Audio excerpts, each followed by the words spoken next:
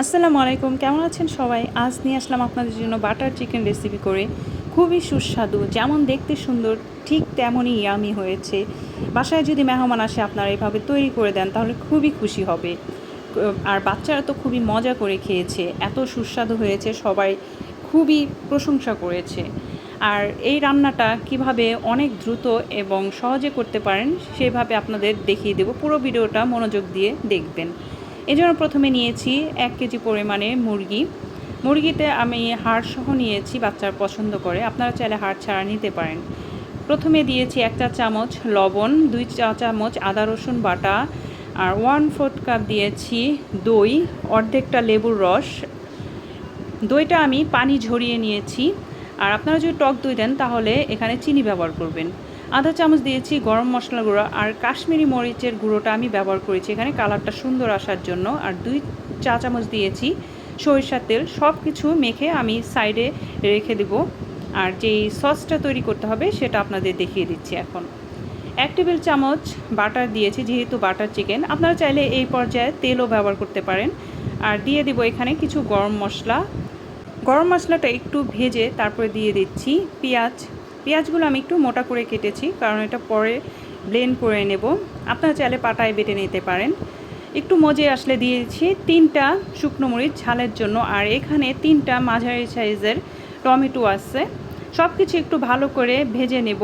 দিয়ে দিচ্ছি 12টার মতো কাজু বাদাম, আর 1 চা চামচ পরিমাণে লবণটা দিলে আপনার টমেটোটা তাড়াতাড়ি মজে আসবে। একটু টমেটোর যে কাঁচা গন্ধটা চলে গেলে তারপরে দিয়ে দিব পরিমাণ মতো পানিটা দিয়ে 10 মিনিট ঢাকনা দিয়ে মিডিয়াম হিটে রান্না করব টমেটো সিদ্ধ হওয়া পর্যন্ত। সিদ্ধ হয়ে গেলে এটা সাইডে রেখে দেব ঠান্ডা হওয়ার জন্য।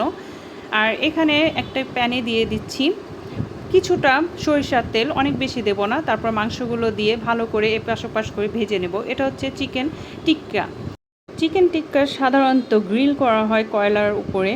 তো আমরা যেহেতু প্যানে ভেজে নিচ্ছি, একটু ভালো করে ভেজে নেবেন, এপাশ ওপাশ একটু পুড়ে আসলে তারপরে লাস্টে সবগুলো ভাজা হয়ে গেলে এখানে আমি কিছুটা কয়লা দিয়ে দিচ্ছি।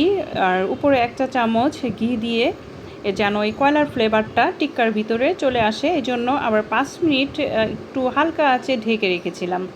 তো এখানে চিকেন টিক্কার ফ্লেভারটা খুব ভালো এসেছে। আর এদিকে যেই সসটা তৈরি করে রেখেছিলাম সেটাও ঠান্ডা হয়ে গিয়েছে, ব্লেন্ড করে নিচ্ছি। কারণ আপনারা গরম ব্লেন্ড করবেন না, ঠান্ডা হলে তারপরে ব্লেন্ড করবেন।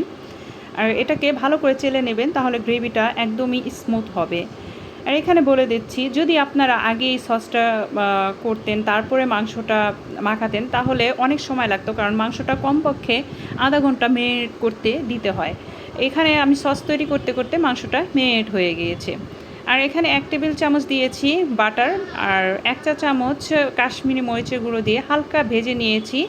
সামান্য পানি দিয়ে কষিয়ে নিয়ে দিয়ে দিচ্ছি 2 চা চামচ পরিমাণে আদা রসুন বাটা। এটাকেও হালকা ভেজে কাঁচা গন্ধটা চলে গেলে সামান্য পানি দিয়ে কষিয়ে নেব, তাহলে ফ্লেভারটা এবং কালারটা খুবই সুন্দর আসবে।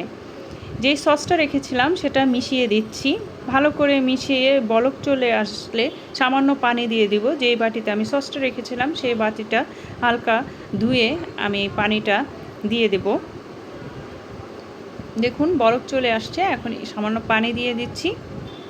এরপরে ভালো মতো বলক চলে আসলে দিয়ে দেব সেই ভেজে রাখা মাংসগুলো দিয়ে ভালো করে নেড়ে চেড়ে নিচের থেকে যেন না লেগে যায় খেয়াল রাখবেন। জালটা মিডিয়াম হিটে রাখবেন, অনেক বেশি হিট দিতে গেলে আপনার লেগে যাবে। আর লবণ দিয়ে দিয়েছি আরও 1 চা চামচ, আর আধা চামচ দিয়েছি গরম মশলার গুঁড়ো।